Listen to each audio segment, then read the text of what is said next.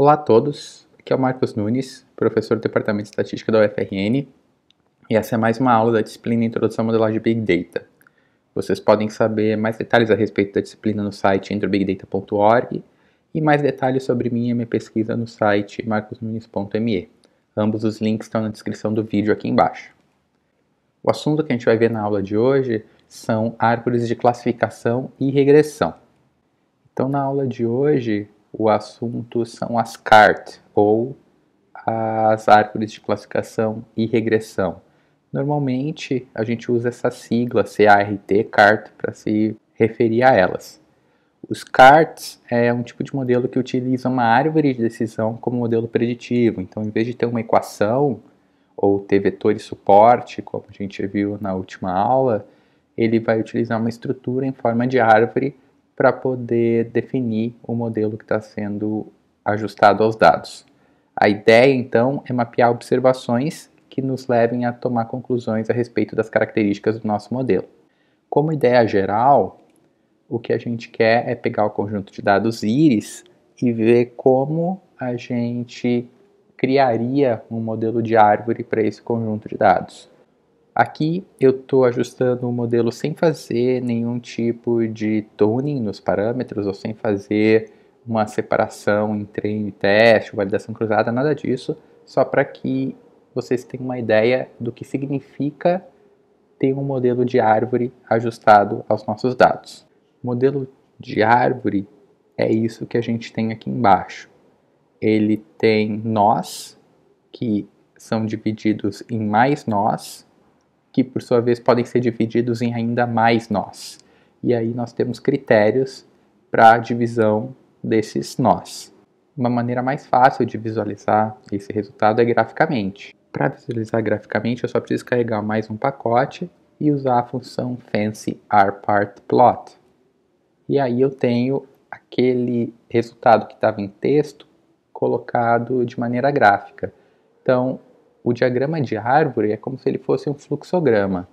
Eu começo com meus dados completos aqui em cima e ele automaticamente vai descobrir qual é a variável do meu conjunto de dados que melhor separa esses dados. Então, ele vai testar várias variáveis e vários valores diferentes. E vai se fazer uma pergunta.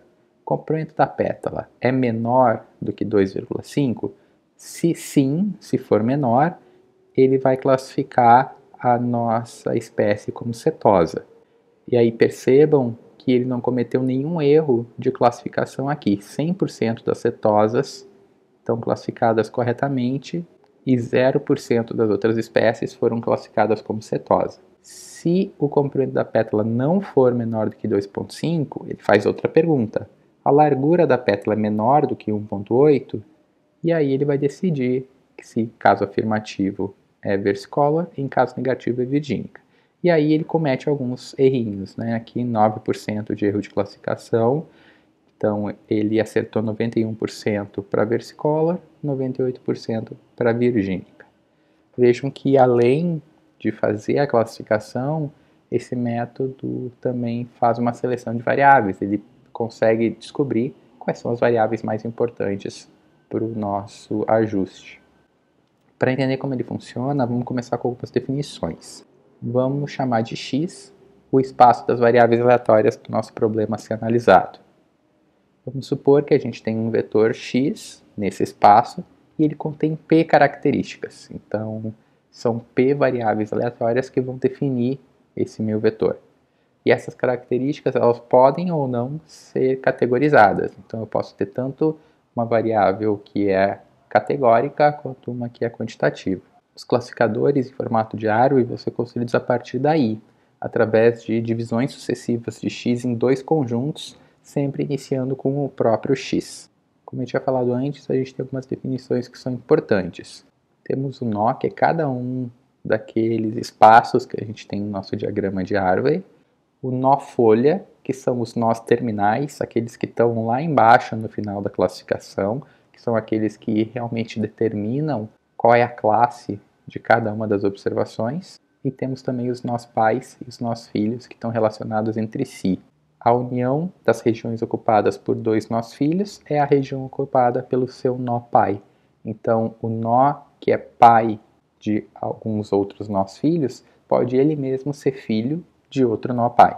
E cada nó folha é aquele que vai ser alocado a uma classe lá no final do nosso modelo. Vamos chamar cada nó de T nesse contexto aqui. O filho esquerdo de cada nó T eu vou chamar de TL e o filho direito de TR. A coleção de todos os nós vai ser denotada por T maiúsculo e a coleção de todos os nó folha vai ser denotada por T til. Cada divisão eu vou denotar por S minúsculo e o conjunto de todas as divisões S maiúsculo. Como vai funcionar então o algoritmo das CART? A construção da árvore envolve os seguintes passos. A gente tem a seleção das divisões que vão ser realizadas, baseadas nas variáveis aleatórias que estão no nosso conjunto de dados. Além disso, a gente tem que escolher as decisões de quando declarar um nó como folha ou continuar dividindo ele. E a gente tem que também definir como a gente aloca cada nó folha a uma classe. Em particular, o que a gente precisa decidir é o seguinte. A gente vai ter um conjunto Q de decisões binárias do tipo x pertence a A, sendo que A é um conjunto que está contido em x. A gente vai ter um critério de divisão φ, que vai ser aplicado em ST, ou seja, o critério de divisão vai ser aplicado numa divisão S e em algum nó T. A gente precisa de uma regra para finalizar essas divisões e também precisa de uma regra para alocar cada nó folha a uma classe. O nosso vetor x, que é composto das observações x1, x2, xp, contém informações a respeito dos nossos dados. E aí cada divisão que eu for fazer na minha árvore vai depender do valor de uma única variável desse vetor. Ou seja, para cada variável xj, o meu conjunto Q de questões inclui todas as perguntas da forma xj é menor ou igual a c para algum número real c. Como o conjunto de treinamento é finito, tem apenas um número finito de divisões distintas que podem ser geradas a partir dessas questões do xj é menor ou igual a c. Se x é categórica, digamos, com valores 1, 2, m, e aí ela pode ser uma variável categórica tanto nominal quanto ordinal, então o meu conjunto de questões Q contém questões da forma xj pertence a A, em que o A vai variar sobre todos os subconjuntos de 1, 2 até m. Assim, as divisões para todas as P variáveis vão constituir o conjunto padrão de questões da minha árvore. Graças à natureza desses classificadores de árvore, transformações monótonas nas variáveis preditoras não influenciam no desempenho dos algoritmos, ou seja, aplicar logaritmo em variáveis não normais, por exemplo, não vai alterar o resultado de um modelo de árvore. Entretanto, transformações não monótonas, tipo fazer uma quadrática quando eu tenho valores positivos e negativos, fazer uma PCA nos dados, podem influenciar o resultado das nossas análises. A qualidade da divisão que a gente está fazendo é medida por algo chamado função de impureza. Intuitivamente, o que a gente quer é que cada nó folha, aqueles nós lá no final da nossa classificação, aqueles para os quais vão ser alocadas as classes, sejam puros, ou seja, a gente quer que uma classe domine. Uma função de impureza é qualquer função φ definida no conjunto de todas as k-uplas de números P1, P2, Pk, satisfazendo condições como cada um dos PJ dentro desse vetor tem que ser maior ou igual a zero, o somatório dos PJ tem que ser igual a 1, e, além disso, há 3 características que devem ser respeitadas. φ vai atingir o máximo apenas no ponto 1 sobre k, 1 sobre k, até 1 sobre k. φ vai atingir o mínimo apenas nos pontos 1, 0, 0, 0, 1, 0, 0, ou seja, na base canônica do espaço vetorial.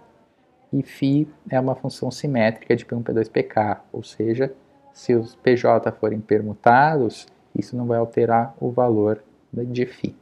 Então, dada uma função de impureza φ, a gente vai definir a medida de impureza I de T de um nó como sendo φ aplicada nas probabilidades estimadas da classe J dentro de cada nó T. Além disso, para medir a qualidade de uma divisão S para o nó T, a gente vai utilizar I de T menos PR I de TR menos PL de I de TL. Ou seja, a gente vai calcular as proporções das amostras do nó T que vão para o nó esquerdo e para o nó direito da nossa árvore. Eu vou definir também o I maiúsculo de T como sendo I minúsculo de T, P de T, ou seja, a função de impureza do nó T ponderada pela proporção estimada dos dados que vão para o nó T. Com isso, eu consigo calcular a impureza da minha árvore T, que vai ser definida como somatório das impurezas dos nós. Assim, para qualquer nó T, valem essas equações que estão aqui na tela. A soma das probabilidades do nó filho esquerdo e nó filho direito vai ser igual ao do nó pai, e eu consigo também calcular tanto PL quanto PR de modo... Além disso, eu posso calcular tanto PL quanto PR de modo bem simples, bastando fazer aqui uma estimativa ingênua das proporções. E por fim, somar PL com PR vai me dar 1, porque eles são complementares. Eu vou definir delta como sendo P de T delta de IST, e com isso eu posso definir algumas funções de impurezas que são possíveis de utilizar. As três mais utilizadas são a entropia, a taxa de erro de classificação e o índice de Gini. Só que normalmente o índice de Gini é o mais usado porque tudo indica que ele funciona melhor na prática quando a gente está trabalhando com dados reais. O número total de amostras vai ser N. O número total de amostras na classe J eu vou chamar de NJ para todos os J variando de 1 até K. O número de amostras no nó T eu vou chamar de NT. E o número de amostras da classe J indo para o nó T é NJ de T. Com isso, a gente consegue mostrar algumas propriedades, como por exemplo, somatório sobre todos os K do número de amostras da classe J indo para o nó T é igual a NT, ou seja, o número de amostras no nó T. O número de amostras da classe J indo para o nó da esquerda mais o número de amostras da classe J indo para o nó da direita é igual ao número de amostras do nó T, do nó pai. E para uma árvore completa e balanceada, a soma de NT sobre todos os T no mesmo nível vai ser sempre N. A gente vai denotar uma probabilidade a priori da classe J como sendo πJ. Essas priores πJ podem ser estimadas a partir dos dados, com uma estimação ingênua, do NJ sobre N, e algumas priores vão ser dadas antes da análise começar. A probabilidade estimada de uma amostra na classe J ir para o nó T é a probabilidade T dado J, que é igual a NJ de T sobre NJ. Com isso, a gente consegue mostrar que a soma das condicionais de TL dado J mais TR dado J é igual a condicional de T dado J. Então, para uma árvore completa, a soma dos P de T dado J sobre todos os T no mesmo nível é 1. Se for calcular a probabilidade conjunta de uma amostra que está na classe J e ir para o nó T, eu posso utilizar essas priores πJ, e aí eu vou mostrar que isso é igual a πJ de NJT sobre NJ. Com isso, a probabilidade de qualquer amostra ir para o nó T vai ser dado como somatório em todos os K, ou seja, J igual a 1 até K, de πJ NJT sobre NJ. Além disso, percebam que P de TL mais P de TR vai ser igual a P de T. A probabilidade de uma amostra na classe J, dado que ela vai para o nó T, ou seja, a probabilidade condicional de J dado T, vai ser igual à conjunta sobre a marginal. Assim, para qualquer T, o somatório dessas condicionais P de J dado T em todos os K vai ser igual a 1. Quando o nosso π de J for igual a NJ sobre N, ou seja, quando a nossa priori for uma estimação ingênua, a gente vai ter uma simplificação. A gente vai conseguir reescrever todas as probabilidades que nos interessam em função apenas dos valores de N. Como critério de parada, o que a gente vai querer é maximizar os delta de IST quando isso for menor do que algum valor de beta, que é um valor escolhido pela gente. O problema é que esse critério não é satisfatório, porque se a gente tiver um nó com um pequeno decréscimo de impureza depois de um passo de divisão, isso pode acabar gerando um decréscimo grande após múltiplos níveis de divisão. Então é bom tomar cuidado com isso. Como regra de alocação de classe, a gente vai designar para cada nó folha através de uma função capa de t. Para uma função de perda 0, 1, a regra de alocação de classe é dada pelo argmax de P de J dado T, ou seja, vai ser o J para o qual essa probabilidade seja máxima. Na prática, a gente vai ajustar o modelo de CART usando o Tidy Models novamente. Então aqui eu estou carregando dois pacotes, eu estou carregando o Tidy Models e o pacote VIP, que ele vai ser importante para a gente calcular a importância das variáveis lá no final da análise. Vou utilizar o conjunto de dados íris aqui, o mesmo que eu utilizei no começo da aula, que vocês já conhecem, então não vou fazer nenhuma análise exploratória nesse caso. Estou dividindo então os meus conjuntos, como sempre, em treino e teste. Estou criando a minha receita aqui, é uma receita bem padrão, né? Só apenas centralizando e escalando as minhas variáveis quantitativas. Aqui eu transformo tanto os meus dados de treino e de teste. E aqui eu vou fazer o tuning nos meus hiperparâmetros. São 3 na nossa árvore de classificação. Eu tenho o custo de complexidade, eu tenho a profundidade da árvore e eu tenho um tamanho mínimo para n.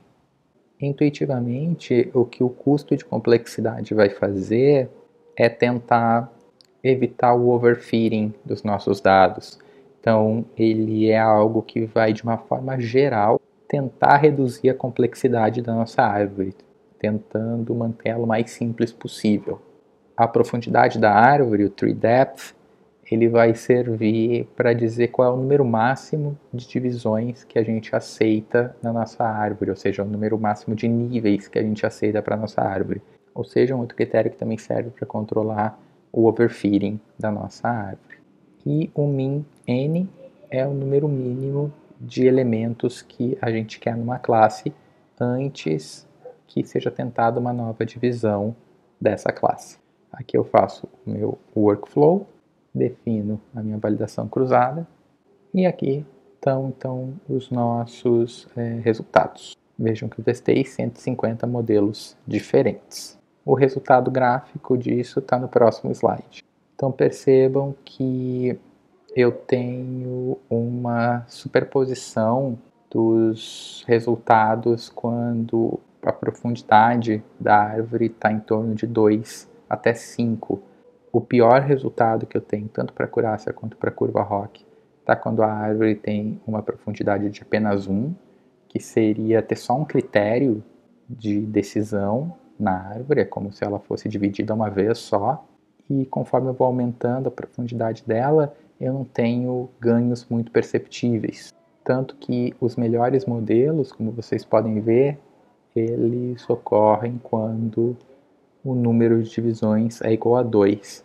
Se vocês lembrarem daquela figura que a gente viu lá no começo da aula, aquela árvore tinha exatamente 2 níveis. O mesmo acaba valendo para a acurácia. Os melhores valores de acurácia são quando a árvore tem 2 níveis. Aqui eu seleciono o meu melhor modelo, ajusto ele no conjunto de treino. Aqui está o resultado que vocês podem ver completo na tela do computador de vocês, rodando o código que eu disponibilizei. E quando a gente vai verificar o resultado disso no conjunto de teste, a gente vê que tem um valor de acurácia super alto, assim como um kappa bastante alto também. Quando a gente faz a matriz de confusão e plota um heatmap dela, a gente percebe que houve muito pouco erro de classificação. As cetosas foram todas classificadas corretamente, então essa coluna aqui mostra que das 15 cetosas que a gente tinha, nenhuma foi classificada como versicolor e nenhuma como virgínica. Já no caso da versicolor e da virgínica, a gente teve um erro de classificação para cada uma. Então, das 15 versicolor, uma foi classificada como virgínica, das 15 virgínica, uma foi classificada como versicolor. Temos também uma sensitividade super alta, então a gente está detectando aí quase 96% dos verdadeiros positivos, e uma especificidade também muito alta, quase aí 98% dos verdadeiros negativos. Então o algoritmo consegue tanto classificar bem a espécie que ele deve classificar, como ele consegue dizer bem qual não é a espécie que ele deve classificar. Até pela própria maneira que os algoritmos de árvore são definidos, eles conseguem estimar a importância de cada variável preditora no modelo final. Eles fazem isso calculando o aumento ou na acurácia ou na RMSE de cada variável preditora como divisória primária daquele nó ou como divisória substituta, ou seja, a gente vai ver o quanto aquela variável sendo utilizada para fazer a divisão melhora a predição para cada um dos níveis da árvore. Então, vão ser testadas todas as variáveis e aquela que gerar um ganho maior, tanto na acurácia ou RMSE, se a gente já está trabalhando com uma regressão, vai ser considerada mais importante para a árvore no final. Cada uma dessas melhoras vai ter o seu valor calculado e isso vai ser tudo somado para cada nó e para cada variável. E no final, a variável que tiver o maior valor vai ser considerada como 100, então ela vai ser padronizada para um valor de 100 e as importâncias das demais variáveis vão ser calculadas de maneira proporcional. Então aqui eu mostro como a gente pode fazer essa análise da importância das variáveis. E o que a gente percebe é que para o conjunto de dados íris, a variável mais importante é a largura da pétala. E em segundo lugar, o comprimento da pétala. Então, nem o comprimento da sépala, nem a largura da sépala, se vocês lembrarem daquele gráfico lá no começo da aula, acabaram aparecendo no resultado final. Então, o algoritmo de árvore de classificação e regressão, nesse caso uma árvore de classificação, ele já tem uma seleção de variáveis embutida nele.